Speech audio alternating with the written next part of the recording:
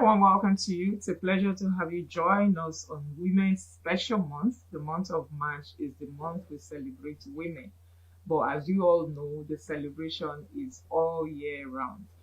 Today we have the honor and privilege to be hosting the team of one of the leading insurance companies in Nigeria, NEM Insurance PLC. And just by the way, they were the winner of the 2025 Almond Insurance Industry Award, General Insurance Company of the Year. Thank you so very much. I'm going to start from my extreme right. I have Mrs. Funsho Tobi Olaoshebiko, who is Business Executive, Energy and Special Risk Department, NEM Insurance PLC. Thank you so very much, ma'am, for joining us on the program. Thank you for having me. Sitting right next to him is the man that is supporting the women. In this Women's Special Month, we have the honor of hosting Mr. Pius Anzuruwa, who is Group Head Marketing Department, NEM Insurance PLC. Thank you so very much, sir, for finding time to join the women on this special edition of the program. Thank you for having me. Okay, and last but not least, sitting on my left, I have Mrs. Charity Orisakwe, who is Group Head Lagos Retail, NEM Insurance PLC. Thank you so very much, ma'am, for joining us on the program. It's a pleasure to be here. Okay. Ladies and gentlemen, thank you so very much once again. And our topic of discuss in this special month of International Women's Day celebration is what women bring to the table in the Nigerian insurance industry. Now, to get started, I'm going to start with Mrs. Funsho. When you look at the Nigerian insurance industry today, would you say you are satisfied with the level of female representation in the C-suite across the board? From my perspective, while I would say that the Nigerian insurance industry has played commendable role in achieving women's support, I would still say that we have still not gotten there yet, particularly at the C-suite level.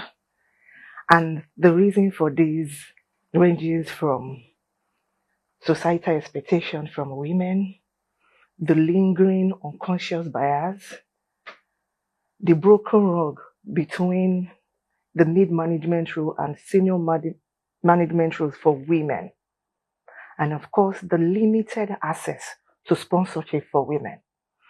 But like I said earlier, the industry is trying, and if they keep keeping on at this pace, it's just a matter of time, and it's intentional practices help women be their best. Okay, now let me come to you, Mrs. Charity. The landscape for women in the insurance industry has arguably improved when compared to the early days of insurance business in Nigeria. So, on a scale of 1 to 10, how would you rate women's contribution to the growth of the industry in general? Women has played a pivotal role in the insurance industry. At the management level, I would give them an 8/10. Wow. And then on the workforce, I'll give them 10/10. Wow, that's And when excellent. you talk of the mentorship, I will give them a 10/10. Wow. Generally, women has contributed tremendously and has given their best in the insurance industry. These days, we have them in the educational sectors, providing emotional intelligence and giving their best. They have in all the sectors of the industry. It will become a formidable force. Okay, so Madam Funsho, what would you say women bring to the table in the insurance industry, which happens to be the theme of this conversation? What women bring to the table? For me, women bring few things: strategic and human. We are able to combine technical expertise. As you know, the insurance industry is based on technicality. So we are able to combine technical expertise with emotional intelligence. And with this, we are able to build relationship, not just with colleagues, but with all stakeholders involved. Our industry is one that is built on trust and on promises. And women, because of our empathical nature, have been able to ensure and foster inclusion and long-term thinking. Okay, now let's come to Mr. Pius. To what extent would you say men have helped in shaping the contributions of women to the growth of the insurance industry over the years? Yes, if you go down memory lane, you will recollect that insurance companies have always been owned by men. And these men have given opportunity to women by employing them, making sure that they grow through the ranks and getting the needed certifications which have equipped them for the job ahead. And some of them have grabbed this opportunity with two hands, and most of them have grown through the ranks up to the position of managing director and the industry leaders. We have so many of them, too numerous to mention, the Suarez of this world, the Fatirities of this world, and even our own Oyiso of this world. So by the time they are employed, they give them opportunity, even with their American counterparts, to grow. Here in NEM, women play a lot of roles. We have them in management. Most of them are heads of department, and we have about 4 of them who are branch managers. That shows enough and adequate support from the men folk. Mr. Pius, I'm still going to stay with you. You mentioned something now that from the beginning, it's the men that actually own insurance companies and they give us opportunity. Obviously. So what can women do to get to that level that they now own companies and give you gender opportunity? Thank you so very much. It's just consistency. Over the years, women have been doing their best, aspiring to get to the pinnacle of their careers. And if you look at what is happening now, CII is headed by a woman.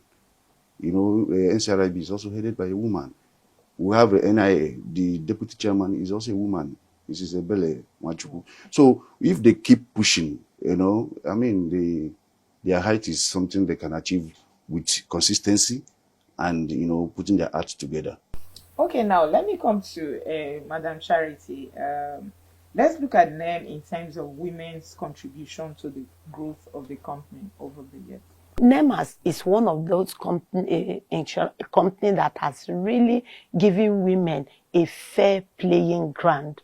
Right from the top management level, you have women occupying a number of positions. You talk of the middle management, they are there. Then you talk of the workforce. They are really there in providing all the needed technical works that needed to be done to move the company forward. I would like us to cast our mind back to the recently annual staff award, where women catered 80% of the award. How did the men feel? If I wasn't here. Yeah. Were the men smiling? They were not smiling. You know, there's little or nothing they can do about it, because women are really intelligent, they are smart, and with the emotional intelligence that is out, they have become better managers. Yes. So not to undermine that the men are not, but women over the time have become what? Better managers. So in them generally, women are topping the league chart. Topping the game. Yes. Okay, now before we move on to the questions that we have here as a structure, I just want to ask this question to the 3 of you on set. Do you feel, given the same opportunity as men, women tend to perform better? Not just in men, even where a lot of people have been clamoring that it's about time that Nigeria produces a female president. So I really want to, let's have this conversation. If men and women are given the same opportunity, does women or do they perform better? Yeah, let me play the devil's advocate here. Yes, even though I am a man, most times women are more prudent. You know, women bring, you know, equality when it comes to emotion and on the job. You see, most times when women are given opportunities, they do better than men. Let's be very, very frank. He's a very truthful man. I just hope that the men folk will not. They will not cast you away. But I'm an objective person, you know, and a lot of those who brotherhood will forgive you. A lot of women who work with me have always, you know, distinguished themselves in terms of, you know, excellence, and I give it to them at all times. Okay, for name insurance, I've noticed that just as you mentioned, you have at top management level, middle management level, and even the workforce, you have women in key position doing amazing things. But the question I want to ask is because I'm asking because it's not a regular find in most insurance companies. So for them, is it a deliberate policy to um, give women the avenue or the opportunity to explore, to excel? Okay, I would say that NEM is a result-oriented company. We are very, very focused.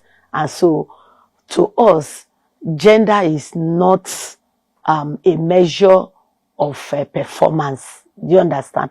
Whoever does well at the job gets his accolades, whether you're a man or a woman. So I wouldn't say it's a deliberate attempt. I would only say that since NEM has achieved the desired result using its men or women folks, they have given them a level and equal playing ground to do their job and they achieve set targets. And I must say that women have never disappointed, and we are not prepared to disappoint. And you will never disappoint in Jesus' name. Can unconscious bias be fully eradicated, or you don't believe it exists?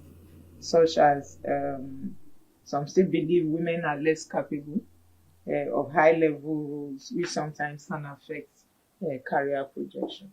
The society has always believed in the men gender to always be at the forefront. It started from the family, which is the smallest unit of the society, where no matter what the man does, he is the head. So that has always existed. But the industry, with what we have today, with the number of women we have in leadership position, even at the training arms of the insurance industry, all of it is occupied by women, and they have never in any way slacked in their responsibility. So it may be there, but somehow, because of the way women have projected themselves, pushed, given their best, it has somehow been not totally eliminated, but minimized. Okay, so let me come to Madam Funsho, and I'm also going to throw this question to Mr. Pius, even though he's a man. What would you say is still the biggest challenge women face in the Nigerian insurance industry or in the workforce in general? Yes. So in the workforce generally, I would like to look at it at two fronts. One is internal and one is external. Internal is, to be honest, women, we tend to undervalue ourselves sometimes. We have the potentials, we have the capability, but we are afraid to speak up. We are afraid to challenge ourselves. We are afraid to push. Would you say that is as a result of societal pressure, just as she had mentioned earlier? Societal expectation, yes. And also it might even be personal. For people who are introverts, for example, myself, it had to get to a point I had to encourage myself. Yes, nobody will speak for you. Most times you will rather want to let the men or your colleague take the glory. And then by doing that, what are you doing? They are only seeing people doing the work. So until we get to stand up for ourselves, yes, the ability are there, but we need to push it out and let the world see it. We don't have to be aggressive about it. I don't have to come and say, oh, look at me, yes, I can do this. No. Silently, do what is expected for you and then do it well. So first challenge, we need to overcome fear. We need to start believing in our abilities. Then secondly, which is external, I call it double burden challenge. We want to be the best at the workplace, but also we also have the societal expectations. Daughters, sisters, mother, wives, and then husband, and then we are trying. Thank you. And then we are trying to find a balance. And to be honest, there is never a balance. So that was a serious challenge for us. Hopefully, we'll be able to get a solution one day. Hopefully. Okay. Sometimes in some setting, when women push, when they are trying to push, I have the ability. I can do this. Some men see it as being forward, being overzealous, being Margaret Thatcher. You want to, you know. So how do you also find a balance between finding your voice, putting yourself out there that you have the ability or you have the capability to do it, and also breaking that stereotype of oversabi, I can do it all and I know it all and all of that comes with, you know, that kind of thing. What's your thoughts? Okay. Okay. Okay, you know, I would also want to take it then back to the society on the home front. You know, from the families, girls has been brought up to be voiceless. Do you understand? To even when you have ability to do some things, your parents will always tell you, let your brother do it. And from that age, you are beginning to play the second fiddle already. You understand? So we need to reorientate ourselves that we are as good as the men.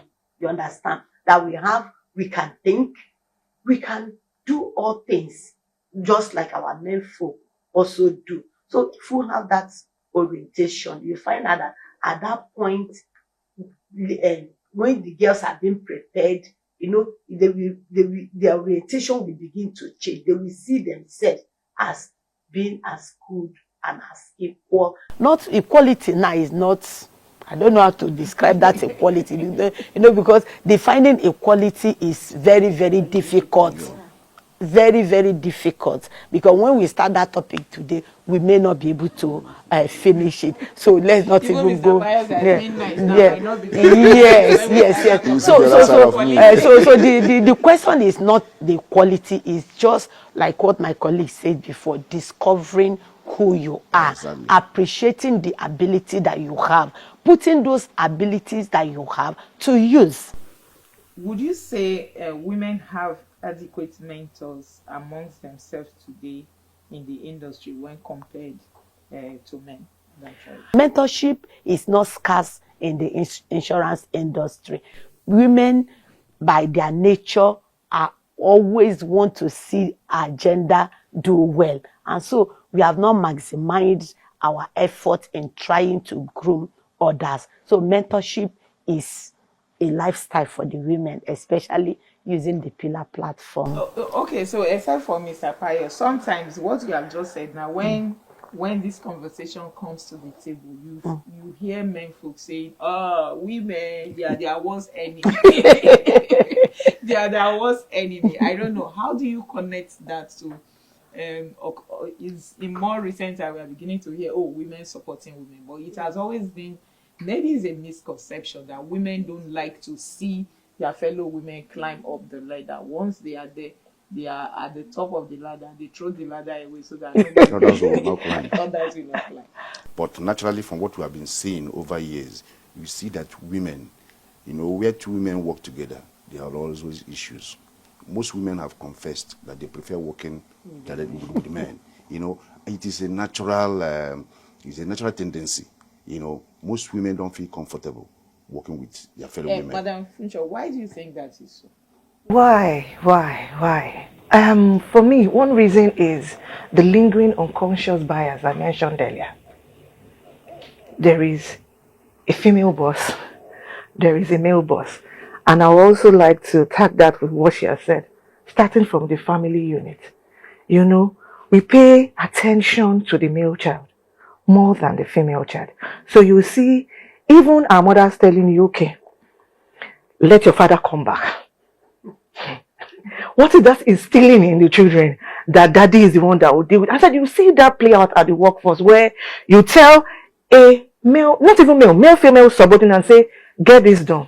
And then they will drag their feet. Compared to when a man gives out that demand and say, I want this done. And then you see everybody. And so the woman, in order to assert that position, will now have to be fair, which we tend to call being wicked.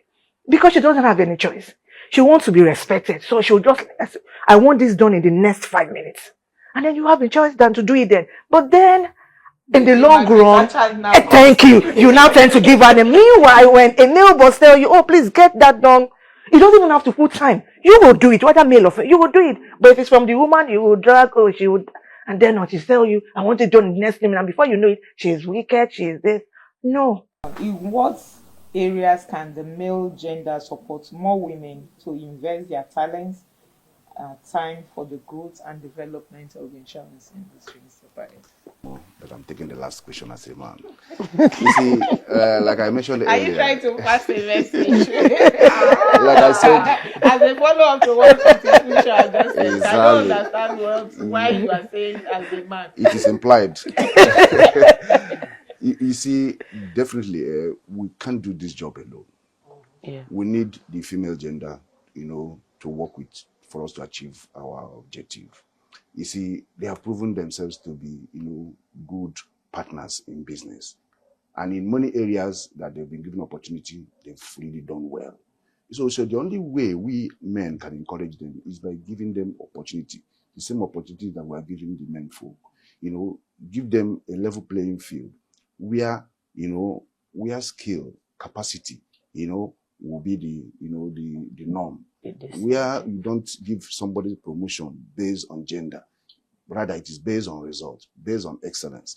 So also when opportunities come for training, you give equal opportunity to both the male and the female gender, so that at least they will get proper certification, which they will bring back, and have some in-house training that will help in training the younger ones coming forward. So we should be able to open up to the women and tell them that, look, we have the opportunity, the same opportunity that the male folk have. So all of you can achieve and attain the same height if you continuously keep doing what you are doing and be good at your job. Any parting words? Any final thing before we round up this thing? My gender, you are wonderfully made. You are made in the image of God, and you carry in yourself talent. For me, yes, in addition to what she has said, it is time for us to stand up, but to please continue to give us the support that we need to enable us shine, grow, shine brighter, and fulfill our goal. Thank you. That's the time on the program this week. Join us next week for another section as we celebrate women in insurance. If you missed any part of today's episode, watch again on our YouTube channel, Almond Finance TV. Make sure to like and subscribe. Also follow us on all our other social media platforms. I am Susan Obiako. Until next time, from the entire team, it's a goodbye.